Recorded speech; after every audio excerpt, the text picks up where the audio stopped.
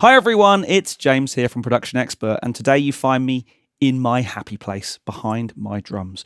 You often see me that side of things in the control room, but today I thought I'd take a couple of minutes just to show you around the kit I'm using. Things have changed in the last year or so. Some of the mics, overheads, all the sort of stuff that makes my drum sound.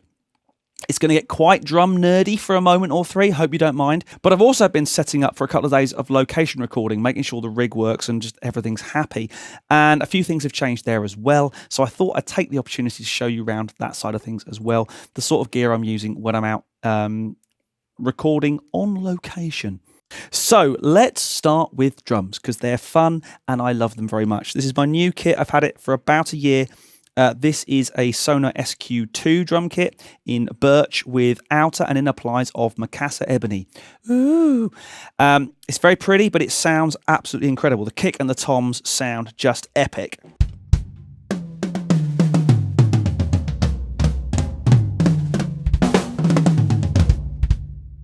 Absolutely awesome sounding drum kit. I'm using coated heads. I really like the attack and the kind of the blossom and the warmth that coated heads give me. These are Evans G2s, but there are plenty of other sort of coated heads available. I'm using a little bit of dampening, not too much other than on this enormous great 16-inch tom. Without. Just makes it a bit more studio friendly. There's a little bit of moon gel in places, but other than that, the kit's tuned quite open. I like a kit to sound real and kind of vibrant. So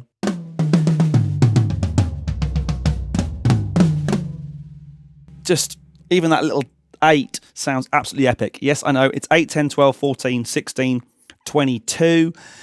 I like lots of things to hit. 5 toms, you can never have too many. Sorry out there. The main 4 tom mics are Sontronics DM1Ts, small diaphragm condensers. They sound absolutely great.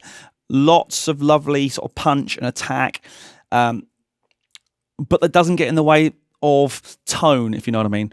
The only mic that's different on toms is this one. This is the Evie RE320, not an RE20. This was a tip by Greg Worth, who said you get a really fat tom sound without it sounding too much like a kick drum, and it's absolutely amazing. That's like just a huge drum sound. On the snare itself is a rather beautiful 1958 Ludwig WFL. This is the forerunner of the Black Beauty, the legendary Black Beauty. This one was actually used to record the closing credits of the British TV sitcom Only Fools and Horses. And if you play it, it's just that sound. Absolutely beautiful sounding drum. I've got a little bit of gaff tape and one of these amazing Remo snare dampening systems that sort of just to tame it a little bit because it's quite a live drum. But again, tuned, fairly open, fairly natural. Great sounding drum. Now, the real trick here is this baby. This is a new addition to the kit. This is the Lawton Audio or Loughton Audio LS308. It's a large diaphragm condenser, but it actually has 3 diaphragms. 2 forward, 1 backward, so I'm told. Now, this gives it an incredibly focused pickup pattern. We've got 270 degrees of rejection on this thing. So if I just leave the snare mic live and play the other drums around it,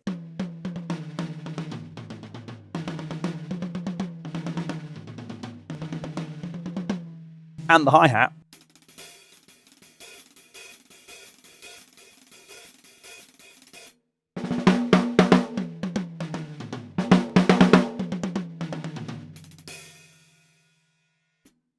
it's a really great, bright sounding. I love condensers on drums. I'm no fan of the 57 or the 58 on drums. I'm really not. But this thing just, it's a little bit more expensive, but worth every penny. On the underside, I've got a Sontronics DM1S, the snare condenser mic, to give me that fizz and that really kind of, just wind a little bit of it in just to give me that real brightness and the sizzle of the snares. Hats and the ride cymbal are a Shaw KSM 137, I think that is. Small diaphragm condensers, great for hats and ride.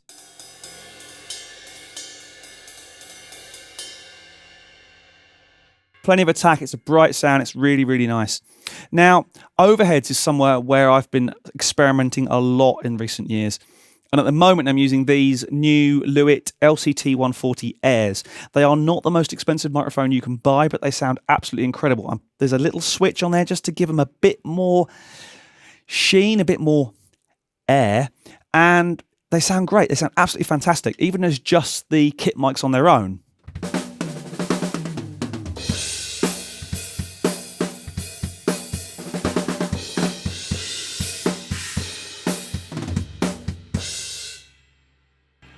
They are knockout. They just sound really nice and add a nice kind of sheen to the top of the kit.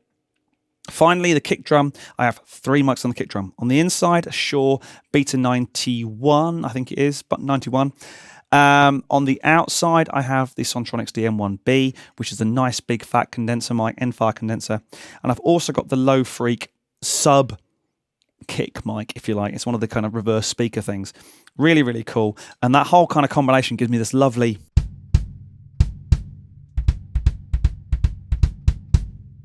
The head on the kick drum is an Evans EMAD.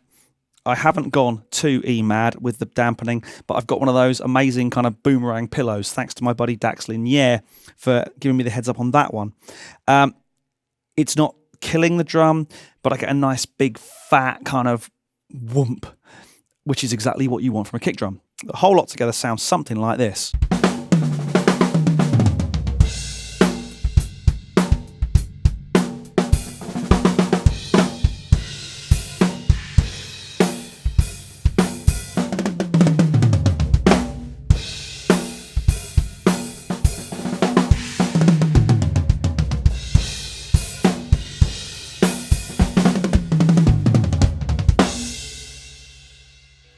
So there we go, not too drum nerdy to start with. Let's go over and look at the recording rig that I'm using at the moment for this next project.